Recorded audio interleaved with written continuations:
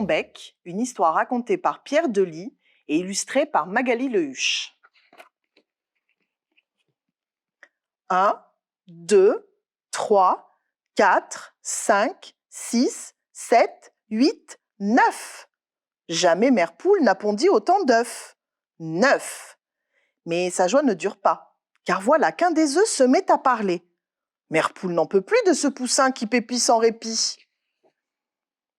Ce matin, mère poule est heureuse. Les poussins sortent enfin de leur coquille. 1, 2, 3, 4, 5, 6, 7, 8. Tiens, l'œuf numéro 9 reste clos. Pas éclos. Qui est dedans? Oh non, pas lui. Mais si, c'est le bavard. Et quand il se décide enfin à sortir, à peine a-t-il mis le nez dehors qu'il ouvre grand son bec et... Aussitôt, mère poule se met à crier. « Ah non, ça suffit, j'en ai assez, plus qu'assez de t'entendre jacasser. Ferme ton bec, ferme ton bec, ferme ton bec !» piaillent en chœur ses 8 frères et sœurs. Et le poussin se tait, bien obligé. Il se dit même « Ferme ton bec, c'est comme ça qu'on m'appelle? Quel drôle de nom !»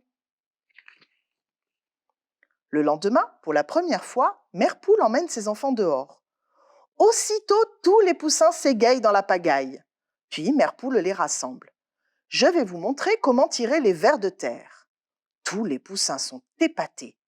Tous, sauf un, qui regarde attentivement le coq et finit par lui demander « Dis papa, est-ce que le soleil se lève quand tu chantes ou est-ce que tu chantes quand le soleil se lève ?» Et là, mère poule, les 8 poussins et le coq se mettent à crier « Ah, mais ferme ton bec! Veux-tu te taire, poussin? Veux-tu te taire enfin? Ferme ton bec !» Et ferme ton bec. Il se tait, bien obligé. Le jour suivant, mère poule emmène ses enfants à l'étable. « Je vais vous présenter notre voisine. »« Oh la vache! Qu'elle est grande! Qu'elle a de belles cornes! Et les sabots! Comparé à leurs petites pattes, les petits trouvent ça beau. » Les poussins sont sidérés. Tous, sauf un, que ça n'intéresse pas, et qui demande « Dites, madame la vache, à part de votre derrière, vous savez d'où vient le vent ?» Et là, mère poule, les 8 poussins, le coq et la vache se mettent à crier « Ah, mais ferme ton bec! Vas-tu te taire, poussin? Vas-tu te taire enfin? Ferme ton bec !» Et ferme ton bec. Il se tait, bien obligé. Le jour d'après, mère poule emmène ses enfants à la soue. Je vais vous présenter notre voisin. Ah, le cochon! Comme il a l'air heureux d'être tout crasseux. Il a l'air de se régaler comme un fou, à se rouler dans la gadoue. Tous les poussins sont fascinés. Tous, sauf un, à qui ça ne fait pas envie, et qui demande « Dites, monsieur le goré, est-ce que c'est exprès que votre queue est toute tire-bouchonnée ?» Et là, mère poule, les 8 poussins, le coq, la vache et le cochon se mettent à crier « Ah, mais ferme ton bec, vas-tu te taire, poussin? Vas-tu te taire enfin? Ferme ton bec !» Et ferme ton bec. Il se tait, bien obligé.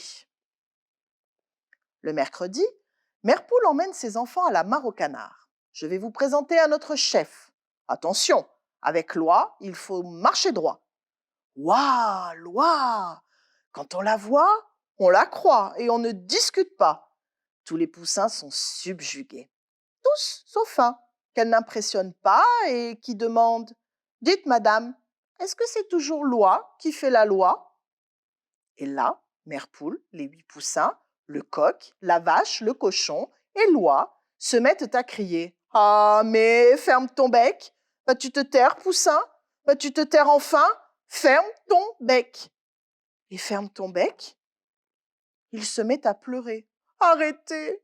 J'en ai assez qu'on m'appelle ferme ton bec. J'en ai assez qu'on me dise tout le temps de me taire. Et si ça continue, je m'en vais. » Et tous recommencent à crier « Ah, mais ferme ton bec !» Alors, sans un mot, ferme ton bec fait demi-tour et sort de la basse-cour. Et tous se disent « Enfin la paix, on n'en pouvait plus. » Tous, sauf mère poule, qui se tait. Le lendemain, le soleil ne se lève pas. Le coq a beau s'époumoner, il fait nuit toute la journée. Le jour d'après, la vache devient folle. Le cochon prend un bain Éloi marche au pas sans savoir où elle va. Le jour suivant, plus un poussin ne joue et la poule commence à s'arracher les plumes, une par une. Le dimanche, Mère Poule comprend. Il est parti. C'est pour ça que tout va mal. C'est pour ça que je suis triste. Et hop, elle saute par-dessus la barrière. C'est mon petit qui est parti. Et moi, je vais le chercher. Mère Poule court, grimpe les collines, traverse les bois et les rivières, fonce à travers champs. Elle appelle, inquiète, ferme ton bec, ferme ton bec. Mais elle ne le voit nulle part et personne ne lui répond, pourvu qu'il ne lui soit rien arrivé. C'est alors qu'elle entend: Hé, les arbres, vous poussez par le haut ou par le bas? À pas de loup, pour ne rien louper, Mère Poule se rapproche. C'est lui. Il est là et il pose encore des questions. Hé, la lune, tu vas où quand tu n'es plus là? Et vous, les moutons, vous pouvez avoir la laine fraîche? Et là-haut, les nuages, vous savez où le vent vous emmène? Et toi, le soleil, ça t'arrive d'être dans la lune? Mais voilà le poussin qui pâlit et qui pousse un gros soupir. Dites, vous croyez que ma maman, elle m'aime quand même? Oh oui, je t'aime, mon poussin chéri, crie Mère Poule qui fonce le prendre entre ses ailes et le serre tout contre elle. Excuse-moi, s'il te plaît. Bien sûr que tu avais le droit de parler et d'être écouté. Je n'avais pas compris, je ne t'avais pas compris. J'aimerais tellement que tu rentres à la maison. Vraiment, maman? Oui, mais à 3 conditions. Mère Poule regarde son poussin et sourit. On n'entendait que toi, et on a le droit d'entendre aussi les autres. Il faudra que tu apprennes à te taire, car tu n'es pas tout seul. Chacun son tour. Deuxième condition, les questions, c'est bien. Mais regarde d'abord autour de toi. Peut-être que la réponse est déjà là. Sinon, il faudra la chercher. Et ça, on pourra toujours le faire ensemble. Et la troisième, continue de poser des questions et écoute bien les réponses. Comme ça, tu pourras comprendre et grandir. Et tout le monde pourra en profiter. D'accord, maman. Le poussin se redresse le plus possible. Je veux bien rentrer, mais à 3 conditions. Ah bon? Dit Mère Poule. Et lesquelles, je te prie? La première, je veux que plus personne m'appelle ferme ton bec. La deuxième, bon, alors la troisième, maman, je sais plus quoi dire. Oh c'est bien la première fois, dit la poule attendrie. Allez, viens, on rentre au bercail. Sur la route du retour, le jour s'est réveillé. Le soleil s'est enfin levé, la pluie a rempli les flaques. Le vent a poussé les nuages, et le monde, qui aime tant qu'on laisse tranquille les bavards. Maintenant, ferme ton bec pose encore des questions. Il écoute aussi, et il comprend mieux, il a grandi. Il a même changé de nom. Il en a un tout nouveau, tout beau, qu'il aime beaucoup. Et à chaque fois qu'il arrive quelque part, il est tout content de dire « C'est moi, grand ouvert !»